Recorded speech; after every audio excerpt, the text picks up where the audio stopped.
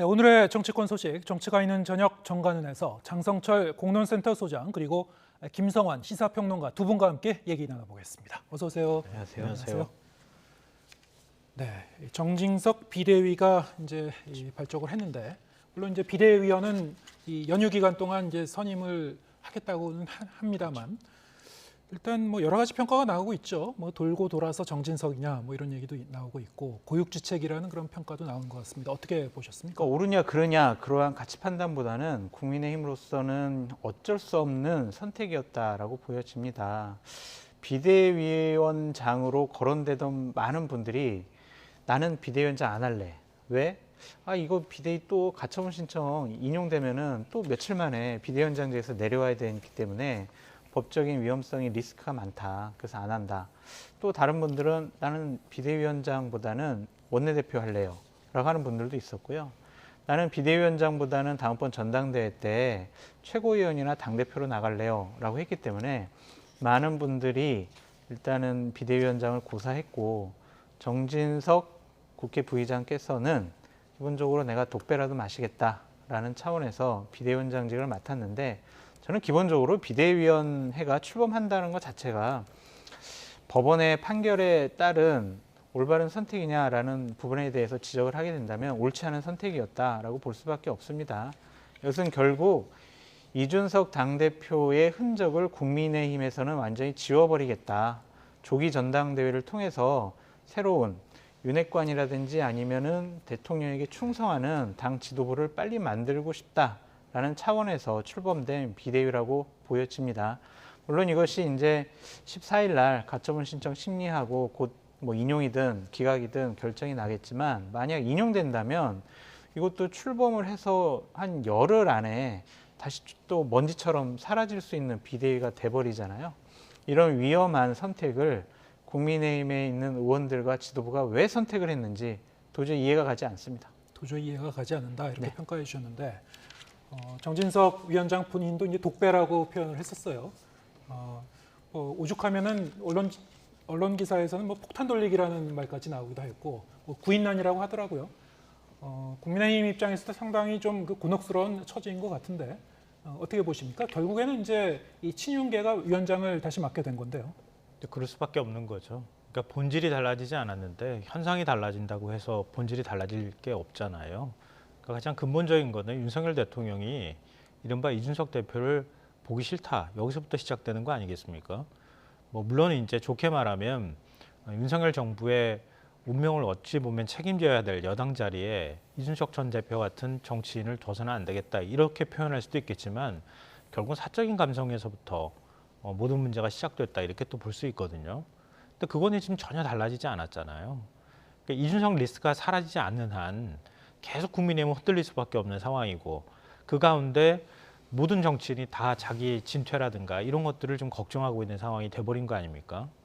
근데 각자의 어떤 진로나 이런 것들 앞일을 다 걱정하고 있고 그런데 대통령은 뭐 비대위원장이든 누구든 시킬 사람은 딱 정해져 있고 그러다 보니까 결국은 돌과 돌아 다시 윤핵관으로 되돌아오는 현상이 반복되고 있는 거 아닌가 이렇게 생각하는데요. 근데 이 근본적인 문제가 해결되지 않는 한 국민의힘은 계속 앞으로 흔들릴 가능성이 있거든요. 이준석 대표 관련해서 가처분 신청을 법원이 받아들이지 않는다 하더라도 전 상황이 마찬가지일 거라고 생각해요. 뭐 새로운 당대표가 뽑힌다 하더라도 결국 윤석열 대통령의 당 장악력은 더 강화될 거거든요. 그럼 나중에 지금과 같은 윤 대통령의 지지율만 가지고 차기 총선에서 이길 수 있다고 하는 장담이 없거든요. 그러니까 그 시기가 될수록 더 가까워지면 가까워질수록 당은 또다시 흔들리는 현상이 나타날 것이다. 그러니까 그래서 결국은 변하지 않는 당의 본질적인 측면들이 바뀌지 않는 한 계속 이런 여당의 흔들리는 모습들은 나타날 수밖에 없다고 생각합니다. 네. 그러니까 이런 상황에서 저는 윤핵관들도 문제지만 윤핵관들에게 충성하는 그 서브 핵관들이 더 큰 문제라고 좀 말씀드리고 싶어요. 부산의 박수영 의원 같은 경우에 상당히 부적절한 말들을 하고 있는데 다른 목소리를 내는 같은 당 의원들을 향해서 나가라 이런 얘기를 하거든요. 저리 싫으면 중이 나가야지 이런 얘기를 하고 있어요. 우리 모두 다 윤핵관이 돼야 된다. 다른 목소리를 인정 안 하겠다라는 얘기잖아요. 정당이요, 민주정당입니다. 헌법에 표시되어 있잖아요. 조직 활동, 목적 이런 것들은 민주적이어야 한다라고 되어 있는데 지금 윤핵관들과 거기 기생하는 다른 의원분들께서는 다른 목소리가 나오지 않고 자신들이 권력을 차지하기 위해서 동료 의원들을 핍박을 하고 협박을 하고 있다. 이것이 과연 집권여당 다운 모습이냐, 민주정당 다운 모습이냐, 이러한 모습을 과연 국민들이 어떻게 평가하고 판단할 것이냐, 이런 부분에 대해서는 분명히 지금 권력을 잡고 있고 주도권을 잡고 있는 국민의힘 의원들께서 다시 한번 생각하고 판단해 봐야 한다라고 말씀을 드립니다. 네, 박수홍 의원 말씀 하셨으니까 제가 최근에 모 인사를 만났는데 그 얘기를 하는 거예요. 초재선 의원들이 적극적으로 이른바 신윤핵관이라고 불리는 그런 의원들이 생겨나지 않았습니까?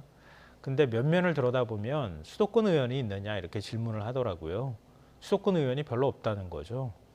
결국은 영남, 특히 이제 TK 지역, 지난번 총선이 주로 그럴 수밖에 없었던 지형적인 측면이 있지만 그 의원들이 초재선이 나서서 지금 이 문제를 만들고 있다 이렇게 얘기를 하는 거예요.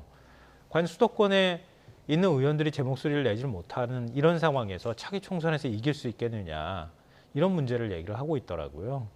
그러니까 그런 부분도 한번 좀 주목해 봐야 될 필요가 있을 것 같습니다. 네. 일단 이제 이 문제는 그 당에서는 겸직이 가능하다고 합니다만 그 이해 충돌 문제도 한번 좀 짚어볼까 합니다. 따져봐야죠. 네. 국회의장이 부재 시에는 이제 본회의를 주재하는 것이 부의장인데 그렇죠. 비록 한시적으로 맡는 비대위원장이라고는 합니다만 자, 이게 문제는 없는 것인지 네, 어떻게 보십니까? 근데 어쨌든 부의장은 당적을 보유할 수 있게 되어 있죠. 의장만 당적 이탈하게 되어 있다라고 좀 말씀을 드립니다.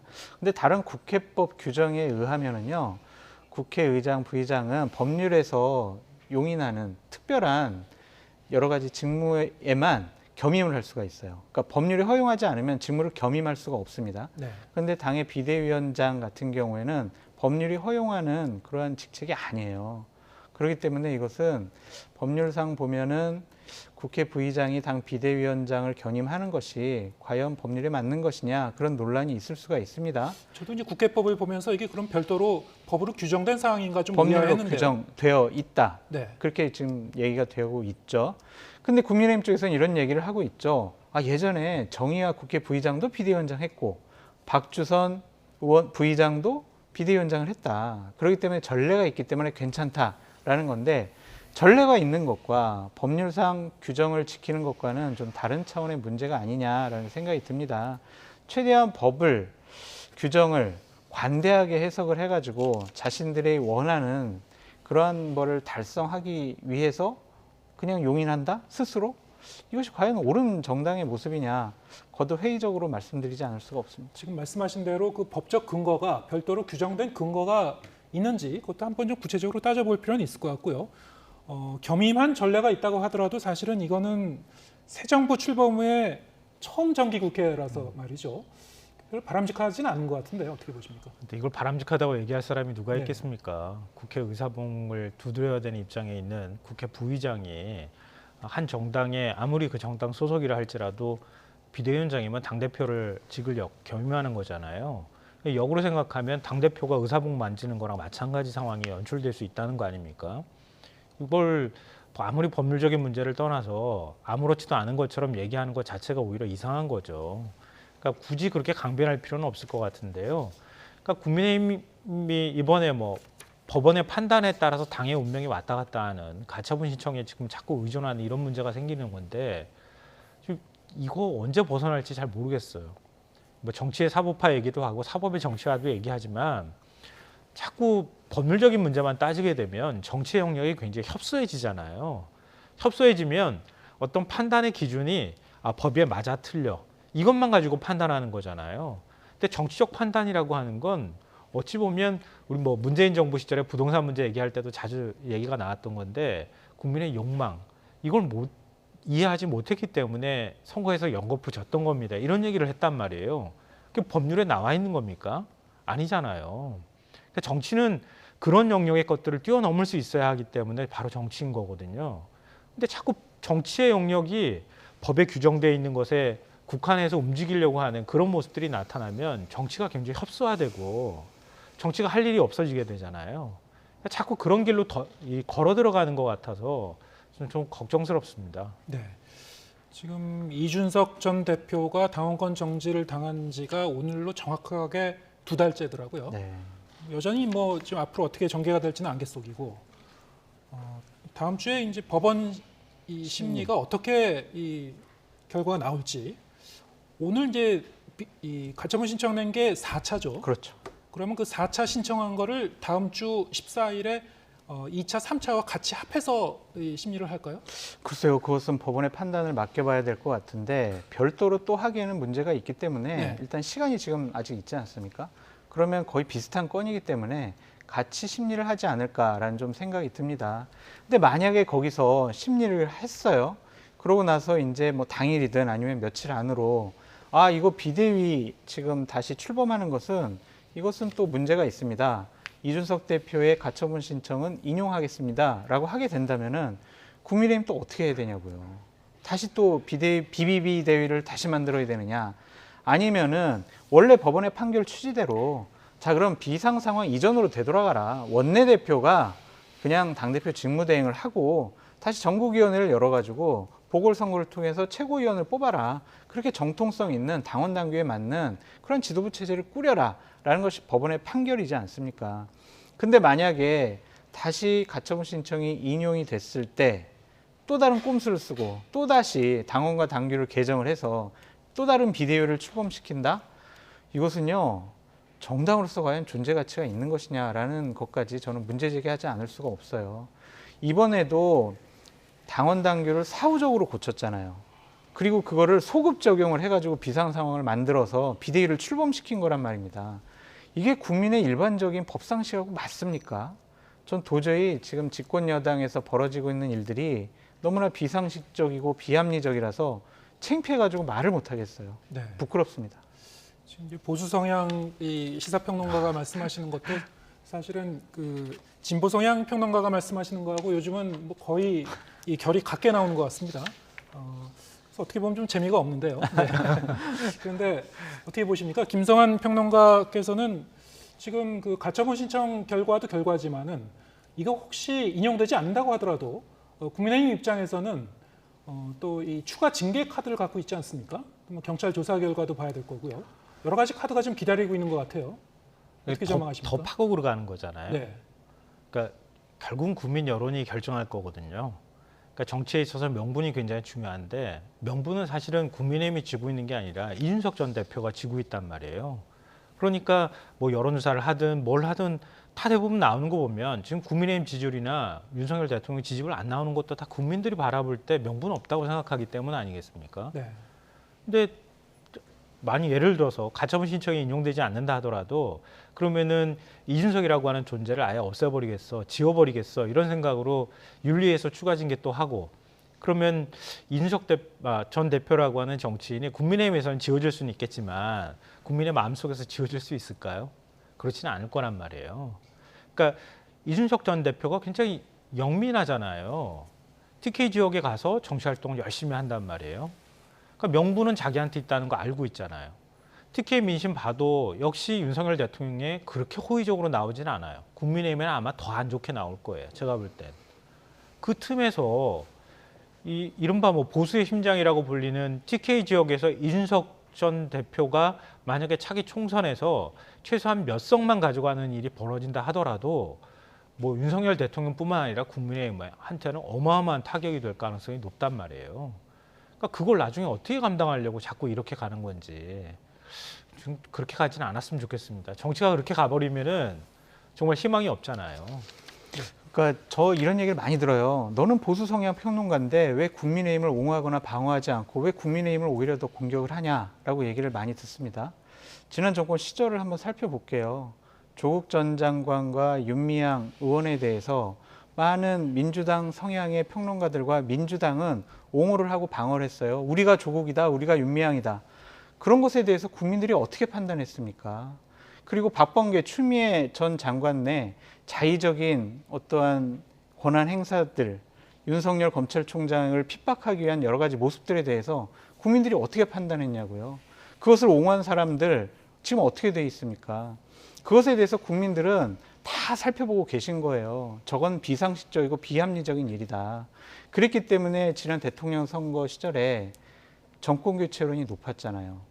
국민들의 합리적인 선택과 판단을 믿어야 합니다. 진영에 속해 있다고 우리 진영 일은 무조건 잘했어, 칭찬해주고 방어하고, 이것은 옳지 못한 태도다라고 생각이 듭니다. 네. 장성철 평론가께서 이제 이런 그 소신 있는 발언을 하시고 쓴소리를 하실 때마다 이제 국민의힘에서도 귀 기울이고 있을 거라고 생각을 합니다. 네. 뭐 앞으로 이제 상황은 또 별개의 문제입니다만. 지금 이재명 대표를 검찰이 이제 기소를 했습니다. 어느 정도 그 예견했던 일인데 예. 민주당은 이제 거세게 반발하고 있고 네. 앞으로 이 대립구도는 더 격화가 될 것 같아요. 더 격화되고요. 네. 이제 9월 달에 있을 정기국회, 뭐 법률안 심사, 국정감사, 예산안, 이거 다 파국으로 갈 것 같아요. 민주당은 이제 국민의힘이라든지 아니면 윤석열 대통령이 원하는 법률안 그리고 예산, 이런 것들 다 협조 안 할 가능성이 높습니다. 네. 다 삭감해 버릴 수도 있어요. 그러니까 이처럼 이제 국정을 운영하기가 힘들 정도로 야당의 반발을 살 것이다라는 좀 생각이 듭니다. 그것이 과연 옳은 것이냐? 협치를 하겠다라고 했는데 협치의 모습보다는 민주당 이재명 당대표의 사법적인 리스크 때문에 전국은 정말 정치가 실종되는 파멸 형국으로 갈 것 같아 상당히 걱정이 되고 있어요. 근데 저는 민주당에게 얘기하고 싶은 게 뭐냐면, 이재명 후보의 개인적인 저 사법적인 리스크를 민주당이 전력적으로 모든 당에 전력을 쏟아가지고 방어하고 옹호하고, 그 힘을 다시 국민의힘을 공격하고 윤석열 대통령, 김건희 여사를 공격하는 데 사용을 하면 민주당도 나락으로 떨어질 수 있다라는 생각이 듭니다. 왜냐하면 이재명 당대표가 민주화 운동을 하다가 지금 검찰에 기소당한 거 아니잖아요. 개인적인 문제잖아요. 그것에 대해서 다른 의견도 있지만 국정감사장에 나와서 사실대로 얘기하지 않은 허위 사실 때문에 기소를 당한 겁니다. 나중에 또 기소당할 가능성이 높은 백현동 사건, 대장동 사건, 성남FC 사건, 변호사비 대납 사건, 이거 다 정치하기 시작하기 전에 성남시장 시절에 있었던 이재명 당대표의 개인적인 일이에요. 그것을 민주당이라는 공당이 모든 것을 다 걸어서 방어를 한다면, 자칫 잘못하면 이재명 당대표의 개인적인 비리가 덫이 돼서 진보 진영과 민주당 자체를 상당히 구렁텅이로 빠뜨릴 수가 있습니다. 이 부분만큼은 민주당이 다시 한번 생각을 해봐야 할 문제다라고 말씀드려요. 이재명 대표를 향한 이런 앞으로 이어질 계속되는 수사, 그리고 민주당은 지금 이제 한 배를 타고 그렇죠. 갈 수밖에 없는 그런 운명이 됐다. 뭐 이런 그 시각이신데 어떻게 보셨습니까? 민주당도 장성철 소장 지금 얘기하신 걸 귀담아 들어야 되지 않을까, 네. 이런 생각을 일단 들고요. 저는 저 논리의 한 절반 정도만 동의하겠어요. 지난번에도 제가 조국 사태하고 비교하면서 이재명 대표가 일단 검찰 출석을 하는 게 맞는 것 같다, 이렇게 말씀을 드린 바가 있는데요. 이 자리에서 우리 100m 달리기 하기 전에 달리기 선수가 한번 심호흡하잖아요. 민주당의 너무 강한 목소리만 나와서 심호흡할 기회가 사라지면 안 되겠다, 이런 생각하고요. 국민들이 제일 피로감 느끼는 건 윤석열 정부 출범하고 난 다음에 정말 아마추어적이잖아요. 그런 모습들을 다 봤단 말이에요. 근데 집권 여당이 흔들려요. 집권 여당이 제대로 된 역할을 못하고 있잖아요. 국민 민생 돌보는 거 제대로 하고 있느냐, 이런 질문 받을 수밖에 없는 상황인데, 민주당마저 그런 모습 보이는 거는 민주당 스스로가 경계해야 한다. 그러면 정치는 누가 책임지겠습니까? 윤석열 정부도 책임 제대로 못 지는 것 같고, 집권 여당도 당내 문제 정신 팔려서 지금 책임 못 지면 같은 정치권에 있는 민주당이라도 책임지는 모습을 보여줘야 할 필요가 있다.